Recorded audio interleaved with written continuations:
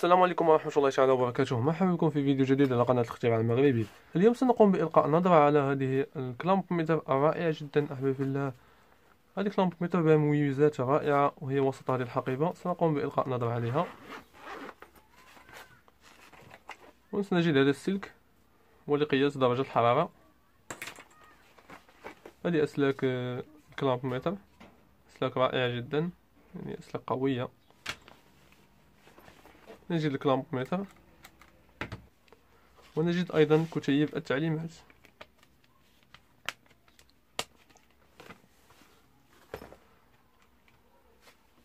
والآن نظرة خارجية على هذا الجهاز الرائع جدا. كما تلاحظون جهاز صغير الحجم، يمكنك إمساكه بيدك. كما تلاحظون تقريبا هو في نفس الميزات التي في الجهاز العادي، إلا أنه بميزات جديدة رائعة جدا. نقوم بإلقاء نظرة عليها. والآن نضغط على هذه الخيارات. هنا يمكننا قياس الأمبير، هنا الفولتاج، هنا يمكننا قياس ريزيستانس، يمكننا قياس أيضا كاباسيتور وما إلى ذلك. هنا الهيترز أو الفريكونس، يمكننا قياس الفريكونس من هذا الخيار. هنا هذا الخيار التيمب، درجة الحرارة. هنا يمكننا قياس درجة الحرارة من 20 درجة تحت الصفر إلى تقريبا 1000 درجة. نقوم باستخدام جهاز. كما تلاحظون سنقوم بتدوير هذه العجلة. هناك الأمبير والفولت وما إلى ذلك. لاحظوا هذه أي خيار تقوم بوضع هذه العلامة الحمراء عليه يمكنك قياسه. كما تلاحظون هنا سنبدأ بالفولت. وهذه الأسلاك يمكننا تحمل ماكسيموم 10 أمبير.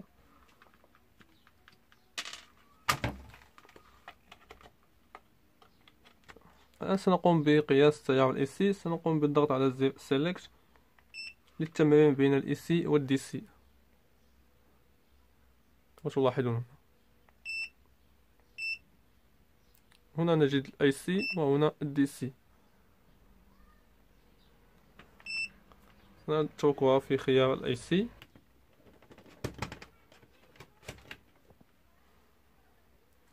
كما تلاحظون 225 فولت. ثم سنقوم بالضغط على زر سيلكت. الآن يمكننا قياس تيار دي سي.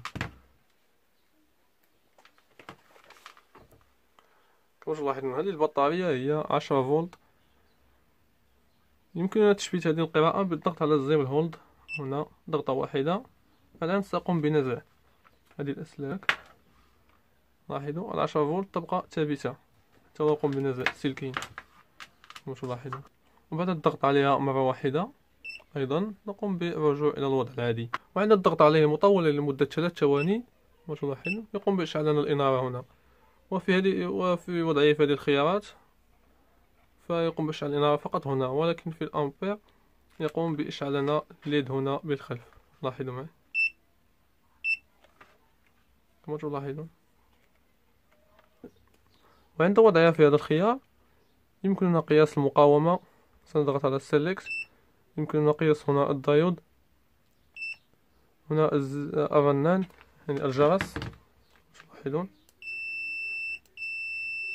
يمكننا قياس به السويتش، القواطع وما إلى ذلك.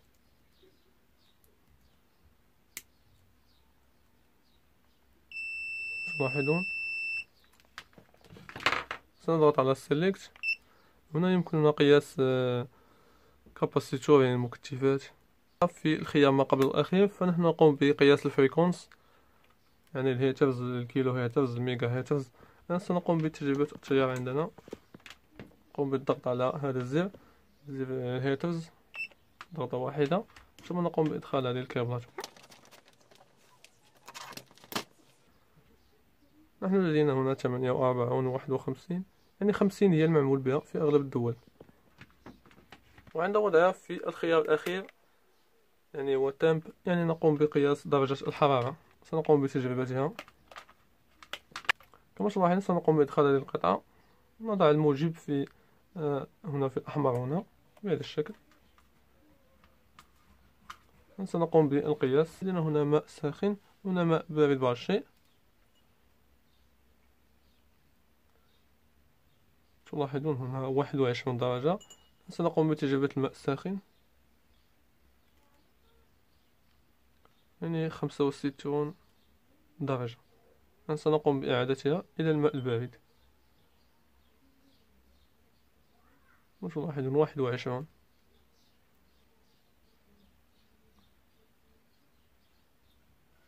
الماء بدأ يبرد. 62 درجة. المهم، الآن سأقوم بتجربة قياس الأمبير. سأقوم بوضعها على خيار 60 هنا، 60 أمبير، ثم أقوم بالضغط على سيلكت لقياس التيار المستمر. ثم سأقوم بعملها بهذا الشكل، ثم سأقوم بعمل سيركوي.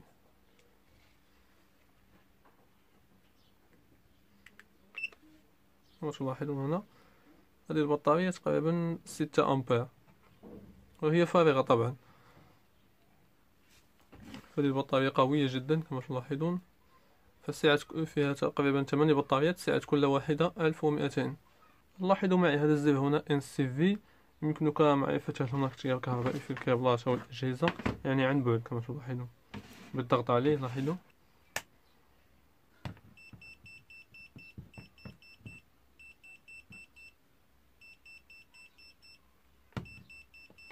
كما تلاحظون.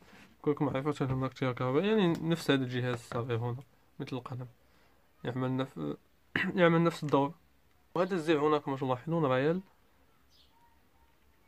هذا الزر له دور مهم جدا سنتعرف عليه. يمكنك العمل به في الأمبير والفولت. نقوم بالتجربة على الفولت. لاحظوا معي كمثال هذا المحول 22 فولت.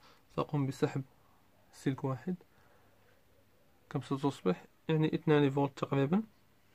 سأعيد، لاحظوا معي 22 فولت. سأضغط على هذا الزر، يعني لاحظوا الآن التيار الذي سينخفض. ستقوم بكتابته. لاحظوا انخفضت 20 فولت، يعني 22 فولت ناقص 2. كما تلاحظون انخفضت 20 فولت، بقيت 2 فولت فقط من 22 فولت. سأسحب الكل، يعني انخفض 22 فولت، يعني التيار الكهربائي كله. يعني الآن مينيمو ماكسيمو، التيار يرتفع وينخفض. تريد معرفة الحد الأدنى للتيار والحد الأعلى للتيار. لاحظوا معنا سنقوم بالتجربة. بعد هنا لدي أدابتور يمكنني التحكم في الفولت، يعني من 12 فولت إلى 24 فولت. تلاحظون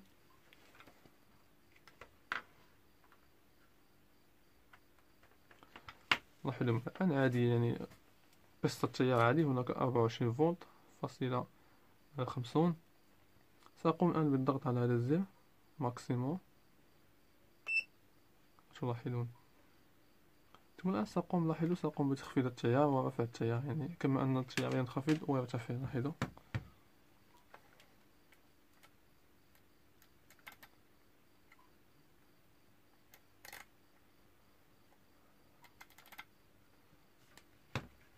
الآن سأقوم بالضغط على الزر، يعني هذا الماكسيموم، يعني السقف. كما تلاحظون سأقوم بالضغط على انخفاض، يعني حد الانخفاض. كما تلاحظون 12 فولت فاصلة 50 هو الحد، يعني حد انخفاض التيار كما تلاحظون هنا. ولكنه كما تلاحظون ارتفع إلى 28 فولت، يعني هناك خلل هنا. يمكن أن يزيد الارتفاع إن قمت بالتحريك هنا. كما تلاحظون الآن ارتفع إلى 29 فولت، يعني يكون هناك خلل في هذا الباور. تلاحظون ارتفع الآن إلى 30. يعني صراحة هذا الزر هنا يعني مدهش صراحة. لاحظوا الآن الماكسيموم ينزل إلى 12 فولت. كانت هناك 50، الآن نزل إلى 47. 12 فولت فاصلة 47 ملي فولت. يمكن أن يزيد ينزل الحد. كما تلاحظون الماكسيموم يعني السقف 30 فولت، المينيموم ينزل إلى 12 فولت. يعني هذا فقط فكرة تجريبية، يعني لا تستخدم لهذا، تستخدم لأشياء أخرى. فقط أردت أن أشرح لكم. كان هذا كل شيء. هذه الأزرار هي الجديدة، يعني الأزرار الباقية كلها يمكنكم تجدها في كلاب متر عادي، ولكن هذه يتميز فيه ريال ماكسيموم والمينيموم قليلة، يعني لن تجدها في كلامب ميتر عالي. كما تلاحظون الآن قمت بنزع التيار، يعني نزل الفولت إلى أقصى حد، يعني صفر. لاحظوا معي الآن سأقوم برؤية السقف 30 فولت، يعني لا زلت. نزع هذه الميزان تنزعها ببساطة، عليك الضغط لثواني. لاحظوا عادت كما هي اوتوماتيك. يمكنك الآن قياس التيار الكهربائي عادي. عندما تريد الدخول إلى الخاصية عليك الضغط ضغطة واحدة فقط الدخول، لكن الخروج منها عليك أن تضغط مطولا هكذا. أحباب في الله، هذا الكلامب ميتر رائع جدا، أعجبني صراحة. أردت مشاركته معكم. لمن أراده ستجدون الرابط أسفل الفيديو، وإلى اللقاء في فيديو قادم إن شاء الله.